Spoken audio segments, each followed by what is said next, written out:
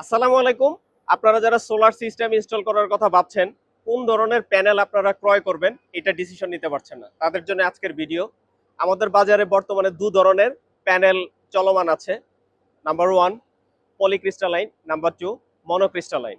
তো প্যানেল ক্রয় করার সময় ইফিসিয়েন্সিটার বিষয়টা আপনারা মাথায় রাখবেন। যার ইফিসিয়েন্সি বেশি সেটাই আপনারা ক্রয় করতে পারেন।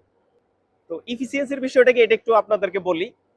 কম পরিমাণ জায়গায় যদি অধিক পরিমাণ বিদ্যুৎ আমরা পাই, তার এফিসিয়েন্সি বেশি।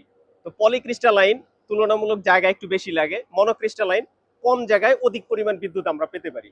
এই জন্য মনোক্রিস্টালাইন এর ইফিসিয়েন্সিটা বেশি। দামের ক্ষেত্রে পলিক্রিস্টালাইনের দাম তুলনামূলক কম, আর মনোক্রিস্টালাইনের দাম তুলনামূলক বেশি। তবে এফিসিয়েন্সি যেহেতু বেশি, সেক্ষেত্রে বর্তমানে বাজারে মনোক্রিস্টালাইন এটার চাহিদাই বেশি রয়েছে। ইফিসিয়েন্সির সংখ্যাটা যদি বলি, পলিক্রিস্টালাইন সাধারণত 15 থেকে 17% ইফিসিয়েন্সি পাওয়া যাচ্ছে, আর মনোক্রিস্টালাইন এটা 19 থেকে 21% ইফিসিয়েন্সি আমরা পাই।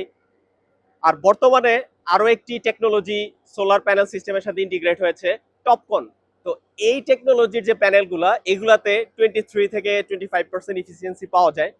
এটাও বর্তমানে বাজারে প্রচলিত হচ্ছে ব্যাপক হারে। তো আশা করি আপনারা প্যানেল ক্রয় করার ক্ষেত্রে যে সিদ্ধান্তহীনতায় ভুগছিলেন, আপনারা সঠিক প্যানেল ক্রয় করতে পারবেন। আজকে এ পর্যন্তই। সবাই ভালো থাকবেন। আল্লাহ হাফিজ।